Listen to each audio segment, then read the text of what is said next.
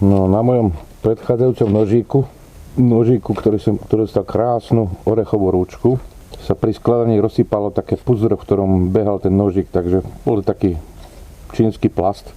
Tak som si zaobstaral ďalší nožík, tentokrát pre zmenu čínsky, vyskakovací knife, nôž vystreľovací. Teraz sa neviem rozhodnúť teda, že či je vystreľovací alebo vyskakovací, ale on určite nie je ani jedno. Je to drevená rukojeť 21 cm. Tak ak je toto 21 cm, tak ja som úplne v pohode. A to som mal vedieť už dávno. To už teraz je neskoro. Aby sme sa dostali k nožíku, potrebujeme externý nožík, takzvaný third party. Jemne odkrojíme. Mechanizmus je ten istý. On bude sklápať. Jedno z týchto dvoch vecí je nejaká poistka. Toto je poistka. A on by mal takto. No, čiže nie je vyskakovací, pretože vyskakovací vystrelí dopredu čepel. Tento je otvárací, zatvárací.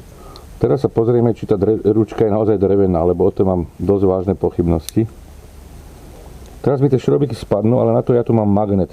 V tomto bordeli bežne hľadám šrobiky. No, ukáž.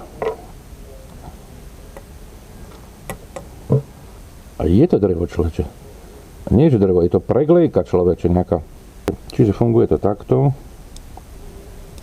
A to sa mi páči, lebo nedávno som si na kurze, kedy? Predvčerom som si núdzovo požičal taký maličký nožík otvárací.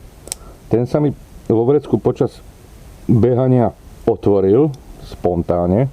A keď som si čupol, aby som ušetril jednu zranenú babu, tak sa mi ten nožík vo vrecku zaboril do pneumatiky asi do 2 cm hĺbky. Našťastie mám teda tam tuku habadej, takže tam maximálne nejaká liposukcia hrozila. No dobre, čo chceš za 4,70? To je úplne v poriadku, takýto nôž. Kedysi som mal fínsky Pukko, Isaki Järvenpää, rovno z Fínska, ručná výroba. Tak ten som tak dlho vláčil, až som ho stratil. Potom som mal Kizľar, damascenská oceľ, vynikajúci nožík. A ten som tiež stratil, hej, ten stál nejakých 1000 eur, ty kokso. Toto keď stratím, stalo to 4,70, to mi až tak nevadí.